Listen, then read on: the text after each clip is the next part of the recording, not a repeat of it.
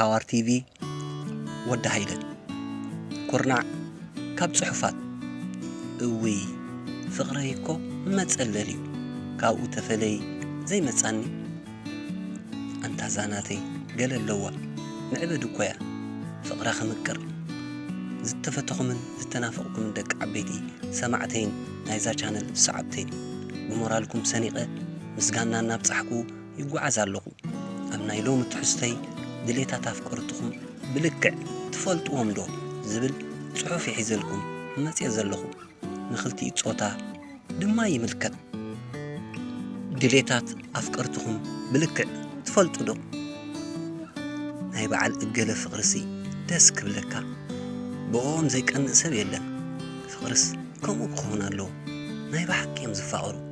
افنا افتوا هيبن كعللن كلو كفتوخا እና ተባህለ ንገለ ጽቡቅ ፍቅራዊ ህይወት ዘለዎም ፍቁራት ተዓዘብቲ ይዕልሉሎም ከምናቶም ፍቅሪ ክህልዎም ድማ ይምነዩ ገለ ቅጥዕ ዘይብሉ ኩሉ ግዜ ብጭቅጫቅ ዝበዝሑ ህይወት ዘሕልፉ ድማ ዘይረዳድኡ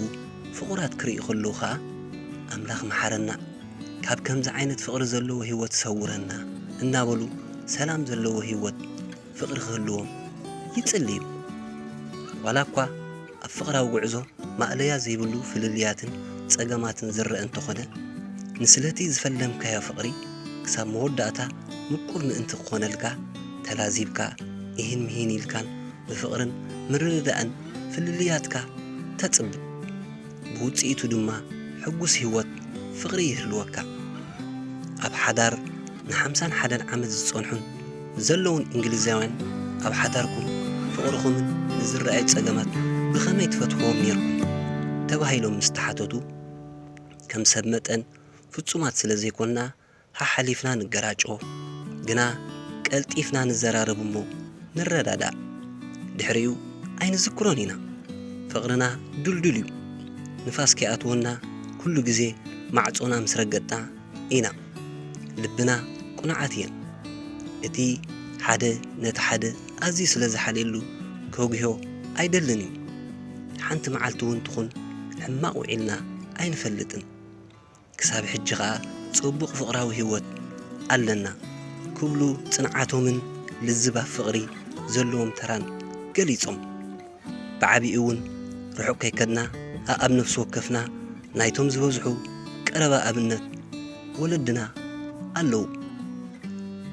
ካብ ተሓቲምካን ተነፊሕካን ስቂልካ ኩራኻ ምቕጻል ዝኸፍእ ስቂያት የለን ኣብ ፍቕሪ እንተ ተዘራሪብካ ይፈኽሰካ ብኡቢልካ ድማ ነቲ ዘጋጠመ ፍልሊ መፍትሒ ትረኽበሉ ሽዑ ዝያዳ ትፋቕር ትቀራረብ ድማ ትብል ሓንቲ ኣፍቃሪት ተመኩርኣ ክትገልጽ ከላ ገለገለ ፍቁራት ሰብ ሓዳር ስቕታ ኣብ መንጎኦም ዝበዝሕ ኣዝዮም ከም ዝጸልእዎ ይዛረቡ እቲ ስቕታ ኩሉ ግዜ ብሓደ ወገን ጥራይ ዝረአ ሽዑ እቲ ኣንጻር ጾታ በዚ ቁጣዕን የስተማስልን ነቲ ናቱ ፍቕሪ ኣስተናዒቑ ንናይ ካልኦት ምቁር ዕላል ዝመልኦ ህይወት ክርኢ ይብህግን የቋምትን ተዓዲሎም ከምዚ ዓይነት ህይወት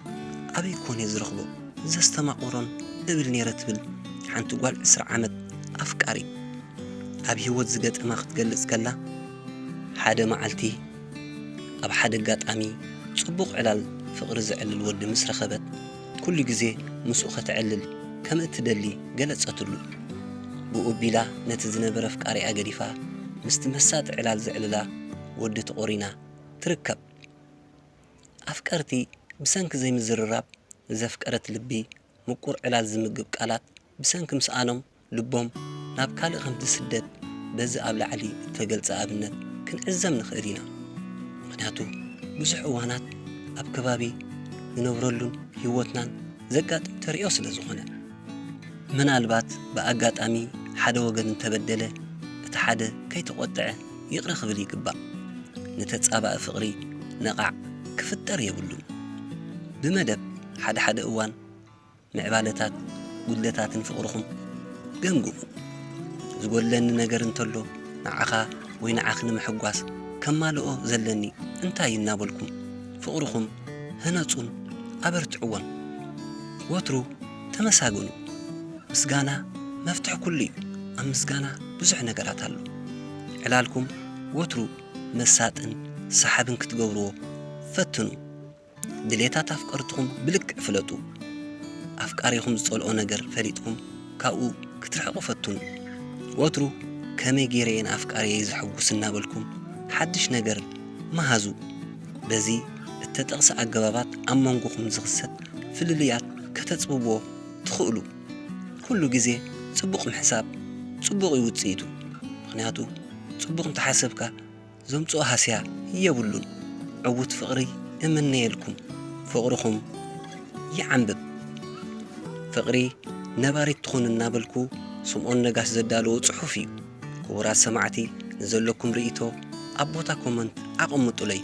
እዛ ጽሕፍቲ እንተፈቲኹማ ናብ ካልኦት ሰዓብትኹምን ሰማዕትኹምን ሸር ብምግባር ኣካፍሉ ፈቲኹማ ክትኮኑ ተስፋ ይገብር ብሩኽ ቅነ ወዲ ሃይለየ ካርቱም ሱዳን